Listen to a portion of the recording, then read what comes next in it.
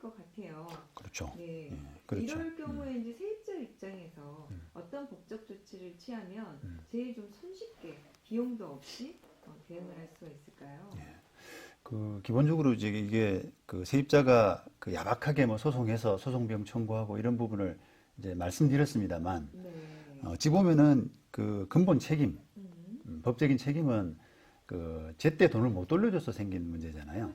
근데 그렇죠. 그런 그 약간의 권리의식 이런 부분들이 의무죠. 임대인 입장에서는 보증금을 제때 돌려줘야 된다라고 하는 그런 생각들이 조금 희박한, 박약한 이런 분들이 많으세요. 네네. 그러다 보니까 이제 이렇게 생기는데, 제일 쉬운 방법은 뭐가 있을까요? 예, 세입자 입장에서는 이제 그게 고통이라서 그걸 적절하게 이제 조치하는 이런 부분이 굉장히 중요할 텐데요. 네.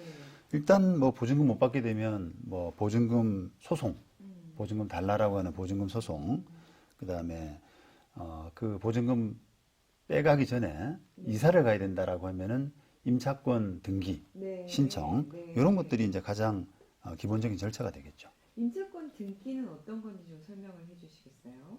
네. 이게 그 우리가 세입자 권리를 지키려면 뭐 그 전입 신고하고 확정일자 받고 이런 이제 절차를 해야 된다 이런 걸 잘 알고 계시잖아요. 네네. 그런데 이제 그걸 하는 이유가 그걸 해두게 되면은 법적인 대항력, 우선 변제권 이런 권리들을 가질 수가 있습니다. 네. 그런데 만약에 보증금을 못 받고 이사를 가게 되는 그런 상황에서는 그 전입신고를 빼야 되기 때문에 네네. 빼게 되면 그런 대항력이나 우선 변제권 이런 부분들이 사라지게 되거든요. 네네. 그러니까 이제 그거를 가지고 있던 대항력이나 우선 변제권을 그대로 지키기 위해서 임차권 등기 명령을 등기부에 올려놓고 나가시게 되면은 유지가 되는 거죠. 네. 그 세입자가 이제 그 이게 기간이 만료하면 이제 다른 데도 본인도 이사를 해야 되니까 거기도 계약을 해놓잖아요. 네. 그러니까 일단은 이거를 뭐 보증금을 마냥 받기 위해서 이걸 점유할 수가 없어서 집을 빼야 되니까 이럴 경우에 이제 임차권 등기를 해 놓으면 그 점유를 빼도 계약력이 그대로 유지될 수 있으니까 네. 손쉽게 좀 이용할 수가 있겠군요. 네, 그렇습니다. 네. 네. 이때 뭐 구체적으로 좀 주의해야 할 점이 있을까요?